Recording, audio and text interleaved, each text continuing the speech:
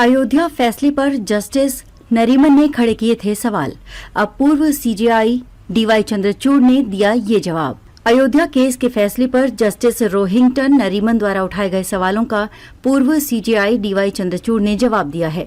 उन्होंने कहा कि इस फैसले की आलोचना करने वालों ने 1000 पन्नों के फैसले को पूरा नहीं पढ़ा है। उन्होंने कहा कि ये फैसला केवल तथ्यों पर आधारित था और इसमें धर्मनिरपेक्षता के सिद्धांत का भी पालन हुआ है।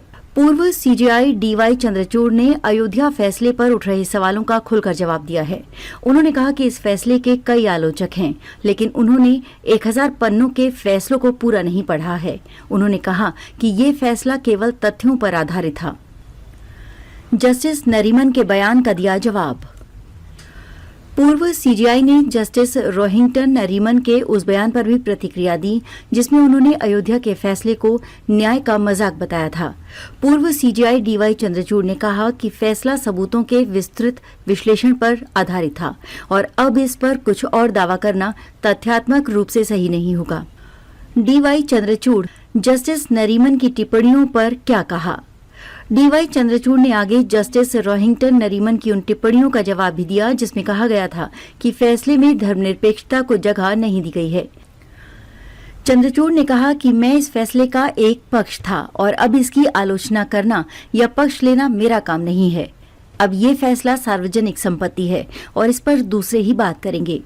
न्यायमूर्ति नरीमन के बयान का जवाब देते हुए डीवाई चंद्रचूड़ ने कहा कि वो एक स्वतंत्र देश के नागरिक हैं और उनकी आलोचना इस बात का समर्थन करती है कि धर्मनिरपेक्षता के सिद्धांत भारत में जीवित हैं, क्योंकि धर्मनिरपेक्षता के महत्वपूर्ण सिद्धांतों में से एक अंतरात्मा की स्वतंत्रता है। हम फैसले के हर शब्द पर अडिग। सीजेआई ने आगे कहा कि हमारे देश में कई ऐसे लोग हैं जो अपने अंदर के विचारों को सबके सामने रखते हैं। ये याद दिलाता है कि देश में धर्मनिरपेक्षता जीवित है। मैं अब अपने फैसले का बचाव नहीं करना चाहता, क्योंकि मैं ऐसा नहीं कर सकता। हमने 5 जजों के इस केस पर फैसला दिया है और तर्क भी दिया है।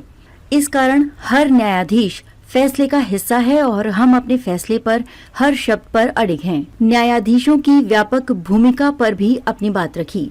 पूर्व सीजेआई ने भारतीय न्याय प्रणाली में न्यायाधीशों की व्यापक भूमिका पर भी अपनी बात रखी।